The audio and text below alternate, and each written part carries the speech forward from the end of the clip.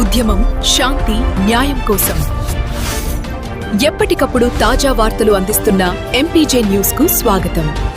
MPJ news కి స్వాగతం. వార్తలు చదువుతుంది మీ మాధురి. పల్నాడు జిల్లా గురజాల నియోజకవర్గం గురజాల పట్టణంలోని పాత టీడీపీ ఆఫీస్ దగ్గర ఆర్డీఓ ఆఫీస్ ఎదుట నందమూరి తారక రామారావు 30వ వర్ధంతి సందర్భంగా వారి విగ్రహానికి పూలమాలలు వేసి ఘనంగా నివాళులు అర్పించారు. తదుపరి అల్పాహారం ఏర్పాటు చేయడం జరిగింది. ఈ కార్యక్రమంలో Nagarjuna Sagar project committee chairman Pulukuri Kantharao, కూటమి నాయకులు, కార్యకర్తలు, మహిళలు, అభిమానులు తదితరులు పాల్గొన్నారు. తెలుగువాడి వేడి ప్రపంచ నలుదిశలా వ్యాపింపజేసిన నందమూరి తారక రామారావు గురించి చెప్పడం అంటే ఒక సముద్రాన్ని చెంగులో మరించడం ఎంత కష్టమో ఎన్టీఆర్ గురించి ఒక మాటలోనో ఒక రోజులలో చెప్పడం అంతే కష్టం. ఎంత ఎదిరిది ఆయన ఈ పార్టీని నిలబెట్టారో అదేవిధంగా చంద్రబాబు నాయుడు గారు, ఎర్రపతినేని శ్రీనివాసరావు గారు, వారితో పాటు మనందరం కూడా ఆయన ఆశయాలను ముందుకు తీసుకెళ్తూ ప్రతి ఒక్కరూ తెలుగుదేశం పార్టీ కట్టడంలో ప్రతి ఒక్కరు ఒక రాయిగా ఏర్పడి కంచుకోవడం నిర్మిద్దామని ఈ విధంగా ప్రతి ఒక్కరు తెలియజేస్తూ ఈ అవకాశం ఇచ్చినందుకు ధన్యవాదాలు తెలియజేసుకుంటున్నాను. మన నియోజకవర్గంలో ఏం చేశారు?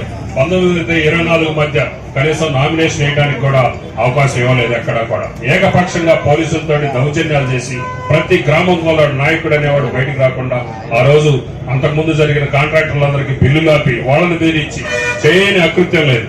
అలాంటి పరిస్థితి నుంచి రాష్ట్ర ప్రజలు తిరిగి ఈ రాష్ట్రాన్ని బాగు చేయాలంటే చంద్రబాబు నాయుడు గారు ఉండాలన్న ఉద్దేశంతో బ్రహ్మాండమైన మెజార్టీ 164 సీట్లతోటి కుటుంబ ప్రభుత్వాన్ని వాళ్ళు చేసి ఈ రాష్ట్రాన్ని పురోభివృద్ధిలోకి తీసుకెళ్తున్న సమయంలో తిరిగి ఏదో పొరదజల్లి ఈ రాష్ట్రాన్ని అధోగతి పాలు చేయాలనే ఉద్దేశంతో ప్రయత్నం చేస్తా ఉన్నారు.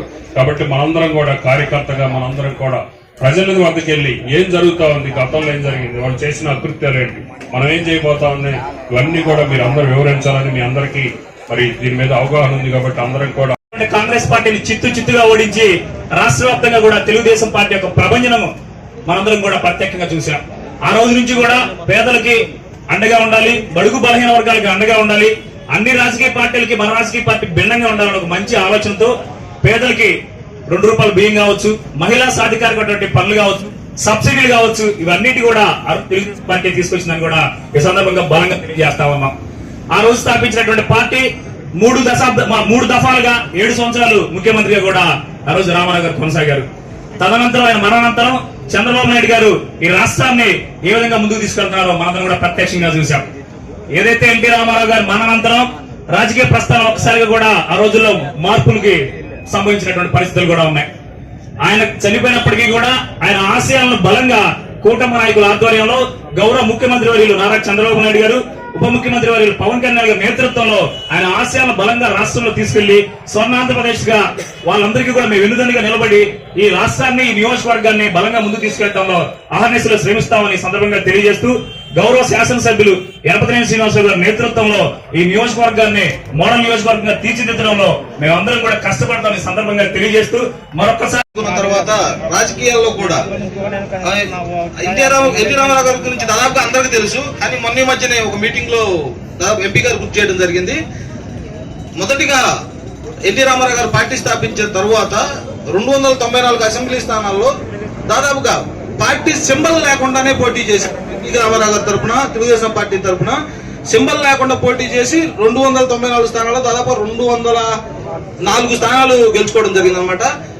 అంటే అన్నగారి మీద ఉన్న అభిమానం జనాలకు ఎటువంటిదంటే సింబల్ తో కూడా పని లేదనమాట. ఆయన మొహం చూసి ఓట్లేసారనమాట. చేసి 204 స్థానాల్లో గెలిపించారు తక్కువ టైంలో. ఆ విధంగా చూసుకున్నట్టయితే ఆయన గురించి చెప్పుకోవడానికి ఎన్నో గొప్పలు ఉన్నాయన్నమాట. ఆ రోజు ఆ మహానుభావుడు ఏ టయాన ఆ చేత్తో కొబ్బరికాయ కొట్టి పార్టీని స్థాపించాడో ఇప్పటికి 43 సంవత్సరాలు అయిపోయింది దిగ్విజయంగా. ఆయన లేకపోయినా కానీ ఆయన అడుగుజాలల్లో చంద్రబాబు నాయుడు గారు అయితేమి, ఇప్పుడు లోకేష్ గారు అయితేమి ప్రభుత్వం. మరిన్ని తాజా వార్తా విశేషాల కొరకు ఎంపీజే న్యూస్ ఛానల్ ని చూస్తూనే ఉండండి.